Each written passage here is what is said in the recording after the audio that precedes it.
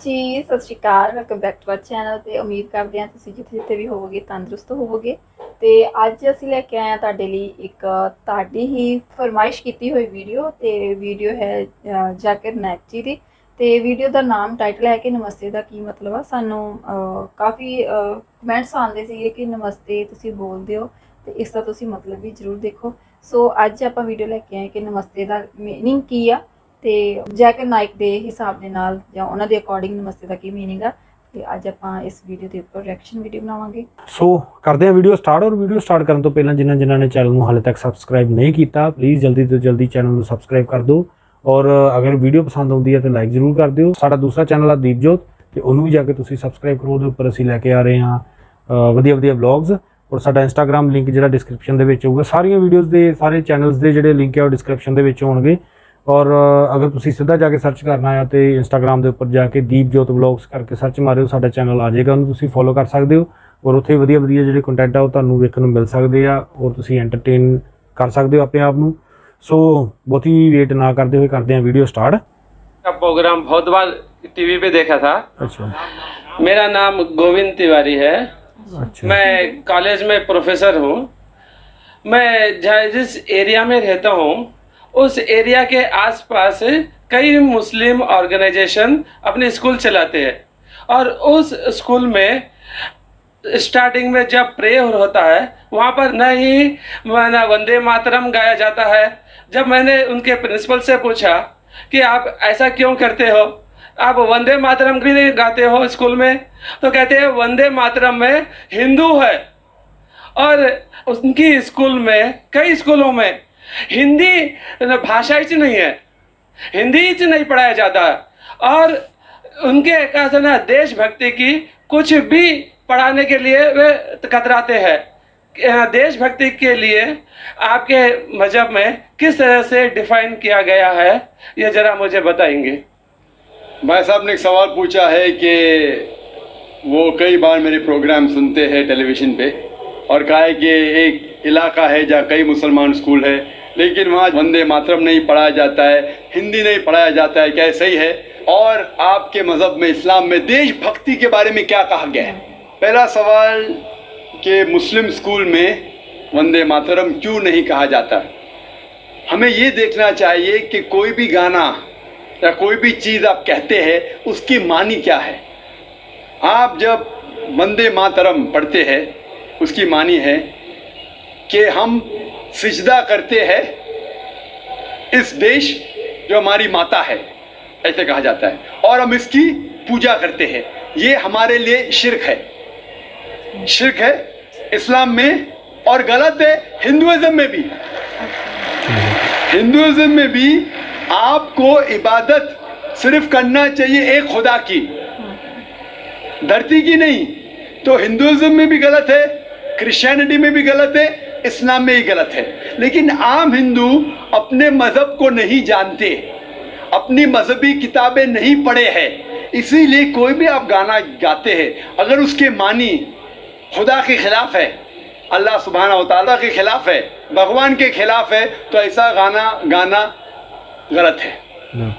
आपने मुझे शुरुआत में नमस्ते कहा। नमस्ते, नमस्ते के क्या मानी है भाई साहब, आप बोल सकते हैं? नहीं पता क्या मानी है? माइक्रोफोन ऑन कीजिए जरा भाई साहब का। नमस्ते मतलब मैं सर झुका के मैं आपको नमन करता हूँ। हाँ, सर झुका के आप मुझे नमन करता हूँ, नमन करता हूँ। सर झुका के, सर झुका के मुझे नमन करना शिर्क है, हराम है, प्रोहिबिटेड है। आप मेरे सामने भी सर नहीं झुका सकते, चाहे आप मुझसे मोहब्बत करते हैं, चाहे आप मेरी इज्जत करते हैं, फिर भी आप मेरे सामने सर नहीं झुका सकते। सर झुकाना चाहिए तो सिर्फ खुदा के सामने, अल्लाह के सामने, और मैं खुदा नहीं हूं।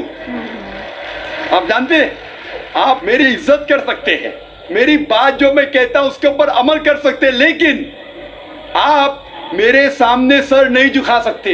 इसीलिए मैं जवाब में आपको कहूंगा अस्सलाम वालेकुम, आप पे सलामती हो, आप पे सलामती हो। आप समझे ना? मैं आपके सामने झुक नहीं सकता हूं। ये सिर झुकेगा तो सिर्फ अल्लाह के सामने, सिर्फ खुदा के सामने। तो आपने बड़प्पन में मुझे कहा, लेकिन अगर गलत चीज कहा तो मैं वापस से जवाब नहीं दे सकता हूं, क्योंकि मैं जानता हूं जो लोग नहीं जानते वो ऐसे हरकत कर सकते हैं। मिसाल के तौर पे 1 महीना पहले मैं जब बॉम्बे एयरपोर्ट पे था तो एक औरत, हिंदू खातून, मुझे पूछी कि आप डॉक्टर जाकिर नाइक है? Are you doctor Zakir Naik? मैंने कहा जी। ओ, मैं आपका रोज प्रोग्राम देखती हूँ, मैं दुबई से 25 साल के बाद मुंबई में आ रही हूँ, 25 साल के बाद हिंदुस्तान में आ रही हूँ। उसके सिर पे टीका था, हिंदू औरत थी, बोलती मैं आपके प्रोग्राम देखती हूँ और बहुत अल्हम्दुलिल्लाह तारीफ करने लगी। सारी तारीफ अल्लाह की है, मैं कुछ भी नहीं हूँ। और फिर कहने लगी कि मैं तुम्हारे पैर छूना चाहती हूँ। मैंने कहा कि ये गलत है, शिर्क है। तो बोले क्यों? वही जवाब मैंने दिया, आप जो भी कहो मैं आपकी बात मानूंगी। तो मैंने कहा आप कुरान मजीद पढ़िए, कुरान मजीद पढ़िए और इसके ऊपर अमल कीजिए। और मैंने तकरीर की है similarities between Islam and Hinduism, Islam और हिंदुइज्म में यकसानियत, और साबित किया है कि हिंदुइज्म में भी लिखा है कि आप सिर्फ एक ईश्वर की इबादत करना चाहिए, जितने ऋषि आने वाले उनमें मानना चाहिए, और मोहम्मद सल्लल्लाहु अलैहि वसल्लम में भी। तो आपको अगर कुरान और वेदा पे अमल करना चाहिए जो यकसा है, आपको एक खुदा में मानना पड़ेगा और आखिरी पैगंबर मोहम्मद सल्लल्लाहु अलैहि वसल्लम पर। आपका और एक सवाल था कि हिंदी क्यों नहीं पढ़ाई जाती है, हिंदी मुस्लिम स्कूल में क्यों नहीं पढ़ाई जाती है? कुछ स्कूल में हो सकता है, लेकिन मेरे हिसाब से अक्सर स्कूल में हिंदुस्तान में हिंदी पढ़ाई जाती। जो स्कूल मैंने कायम किया हूं, इस्लामिक इंटरनेशनल स्कूल, उसमें भी हिंदी पढ़ाई जाती है। ना हिंदी, मराठी भी, जो हमारे स्टेट लैंग्वेज है, हम पढ़ाते हैं, जोर देते हैं अंग्रेजी और अरबी पर। नंबर 1 अंग्रेजी अरबी, फिर उर्दू, हिंदी, मराठी, आगे चल के संस्कृत भी सिखाएंगे, संस्कृत भी, ताकि हिंदुस्तानी लोग जितने मज़ाहिब इस देश में हैं उसको समझे। मैं गवर्नमेंट से कहता हूं कि हिंदुस्तान में संस्कृत आम करो। संस्कृत आम करेंगे तो लोग वेदा पढ़ेंगे, पढ़ने के बाद हक के तरफ आएंगे और हिंदू मुस्लिम एक हो जाएंगे। हिंदी को छोड़ो, संस्कृत, क्योंकि वेद संस्कृत में, हिंदी में नहीं है। हिंदू की जबान है संस्कृत, और मैंने तकरीर की है हिंदुइज्म और इस्लाम में यकसानियत। लेकिन आम हिंदू अपनी मजहबी किताब पढ़ा ही नहीं तो क्या जानेगा? तो मैं संस्कृत कोट करता हूँ, फिर तर्जुमा करता हूँ और कहता हूँ कि आपको अगर लगता है कि मैं कुछ गलत कह रहा हूँ, रेफरेंसेस देता हूँ मैं। आपका आखिरी सवाल था कि इस्लाम में देशभक्ति के बारे में क्या कहा गया है। इस्लाम में कहा गया है कि सबसे पहले जो मैं बात मानना चाहिए वो हमारे खालिक की, बनाने वाले की, खुदा की, अल्लाह की, सबसे पहले। अगर अल्लाह की बात से कोई दूसरी बात टकराती है तो उसे छोड़ देना चाहिए। बेशक बेशक। जहां तक कि मैं हिंदुस्तानी हूं और मैं गर्व से कहता हूं कि मैं फंडामेंटलिस्ट मुस्लिम हूं, I am a good practising Indian. Fundamentalist, बुनियाद परस्त मुस्लिम भी हूं और अच्छा हिंदुस्तानी भी हूं। इंडियन, मैं हिंदुस्तान के कॉन्स्टिट्यूशन को जानता हूं। हिंदुस्तान के कॉन्स्टिट्यूशन में एक भी चीज फर्ज नहीं है जो इस्लाम में हराम है, और ऐसी कोई भी चीज नहीं है जो हमें मजबूर करती है जो इस्लाम में हराम है। और हिंदुस्तान के कॉन्स्टिट्यूशन में, इंडियन कॉन्स्टिट्यूशन में ऐसी कोई भी हराम चीज नहीं जो इस्लाम में फर्ज है और इंडियन कॉन्स्टिट्यूशन में हराम है। तो मैं दोनों को साथ में लेके चलता हूं, लेकिन अगर टकराव होगा, मेरे हिसाब से I can be a very good Muslim and a good Indian. मैं अच्छा मुसलमान भी हूं और अच्छा हिंदुस्तानी भी हूं। लेकिन अगर आगे चल के, अभी तो कोई टकराव नहीं है, लेकिन अगर आप ऐसे देश में हैं जो देश का कानून अपने खालिक के कानून से टकराता है, तो खालिक का कानून ऊंचा है, खालिक का कानून ऊंचा है, खुदा का कानून ऊंचा है, अल्लाह का कानून ऊंचा है, फिर आता है देश। देश ने हमें, ठीक है, ये देश में हम जीते हैं, देश हमारे लिए फैसिलिटीज देता है, लेकिन हमें जान किसने दी? देश ने या खालिक ने? खुदा ने दी। ये हवा जो है, ये हवा के बिना 5 मिनट भी आप जिंदा नहीं रह पाएंगे। कितना? 5 मिनट भी नहीं जिंदा रह पाएंगे। किसने दी? देश ने या अल्लाह ने? खुदा ने। देश ने भी हमारे लिए अच्छे काम किए। मैं देश के खिलाफ नहीं हूँ, मैं भी देशभक्त हूँ। देशभक्त के मानी क्या? अगर आप बोलते हैं देशभक्त मतलब देश की इबादत करना, तो मैं देशभक्त नहीं हूँ। अगर देश की तरक्की चाहता हूँ, हाँ मैं हूँ देशभक्त। तो देशभक्त की मानी क्या इंपॉर्टेंट है। अगर देशभक्त मतलब देश की इबादत करना, तो ये गलत है। इबादत सिर्फ मैं खालिक की करता हूँ, अल्लाह की करता हूँ, खुदा की करता हूँ। लेकिन देश की भलाई चाहता हूँ। अगर वो देश कोई कानून लागू कर रहा है, वो शरीयत के अंदर है, खुदा के कानून के दायरे के अंदर है, तो मैं उनके साथ हूँ। कई चीजें इस्लाम में मुबाह है, ऑप्शनल है, और अगर देश उसे कहता है कि करो, तो मैं करूँगा। लेकिन अगर कोई देश, चाहे वो अमेरिका हो या यूके हो, वहाँ का कानून अगर इस्लाम के खिलाफ है, तो मैं उस देश के कानून के खिलाफ जाऊँगा। क्योंकि मैं सबसे पहले मोहब्बत करता हूँ खालिक से, खुदा से, अल्लाह से, फिर अपने देश से। तो जहाँ तक के देश का कानून खालिक के कानून से नहीं टकराता है, हमें उस कानून पे अमल करना चाहिए। और मेरे नज़रिए से एक भी हिंदुस्तान का कानून मुझे मजबूर नहीं करता इस्लाम के खिलाफ। इसीलिए मैं कहता हूँ, I am a very good practising Muslim, fundamentalist Muslim, at the same time a very good practising Indian. Hope that answers the question. वाह जी वाह, ਬਹੁਤ ਵਧੀਆ ਜਵਾਬ ਦਿੱਤੇ ਸੀਗੇ ਹਨਾ ਉਹਨਾਂ ਨੇ, ਕਿ ਜੋ ਵੀ ਉਹਨਾਂ ਦੇ ਕੁਐਸਚਨ ਸੀਗੇ। ਤੇ ਬਾਕੀ ਜੇ ਅਗਰ ਤੁਹਾਨੂੰ ਸੈਟੀਸਫੈਕਸ਼ਨ ਮਿਲਦੀ ਆ ਆਨਸਰਸ ਤੋਂ, ਤੇ ਉਹ ਕਿਸੇ ਕੋਈ ਵੀ ਧਰਮ ਦਾ ਦੇ ਸਕਦਾ। ਮਤਲਬ ਮੇਨ ਚੀਜ਼ ਆ ਕਿ ਅਸੀਂ ਸੈਟੀਸਫਾਈਡ ਹੋਣੀ ਚਾਹੀਦੀ ਹੈ। ਬਿਲਕੁਲ ਬਿਲਕੁਲ। ਤੇ ਆਨਸਰ ਬਿਲਕੁਲ ਸਹੀ ਸੀਗੇ ਨਮਸਤੇ ਦੇ, ਕਿ ਉਹਨਾਂ ਨੇ ਕਿਹਾ ਸੀਗਾ ਕਿ ਮੈਂ ਤੁਹਾਡੇ ਅੱਗੇ ਝੁਕਦਾ, ਮਤਲਬ ਜਿਹਨੂੰ ਨਮਸਤੇ ਕੀਤਾ ਗਿਆ।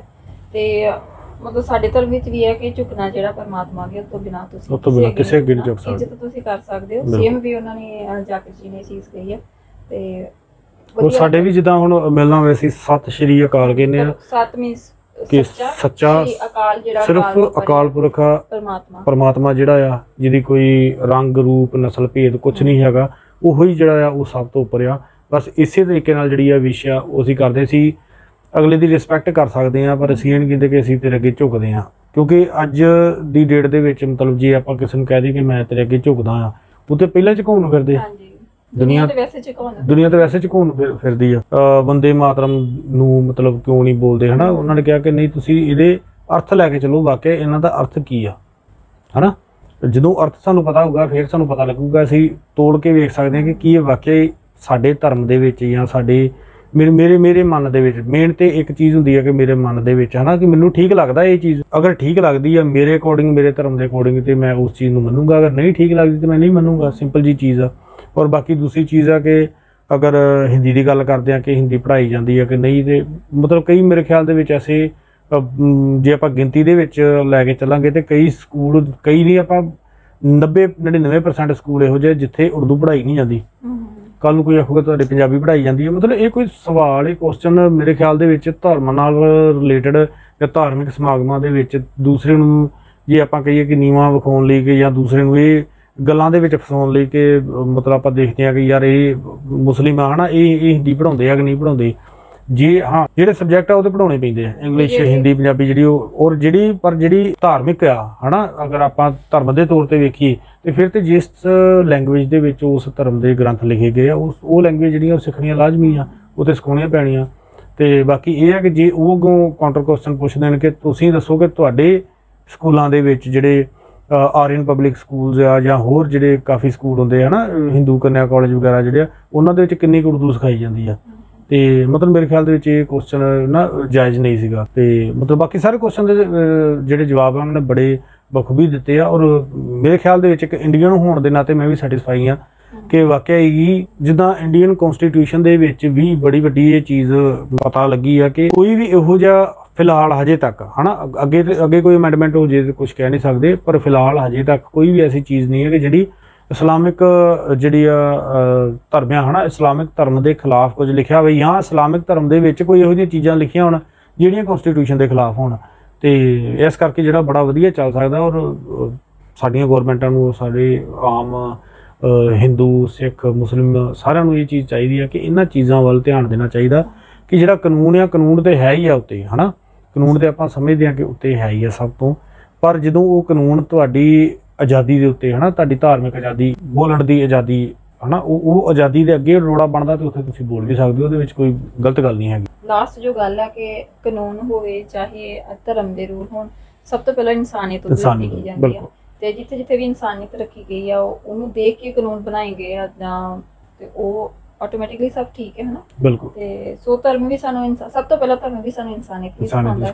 ਤੇ ਸਾਰੇ ਇੱਕ ਧਰਮ ਦੀ ਗੱਲ ਨਹੀਂ, ਸਾਰੇ ਧਰਮ ਵਿੱਚ ਸਾਰੇ ਧਰਮਾਂ ਦੀ ਗੱਲ ਕਰੋ ਤਾਂ ਸਭ ਤੋਂ ਪਹਿਲਾਂ ਉਹਨਾਂ ਨੇ ਇਨਸਾਨੀਅਤ ਵੱਲ ਹੀ ਧਿਆਨ ਦਿੱਤਾ ਹੈ।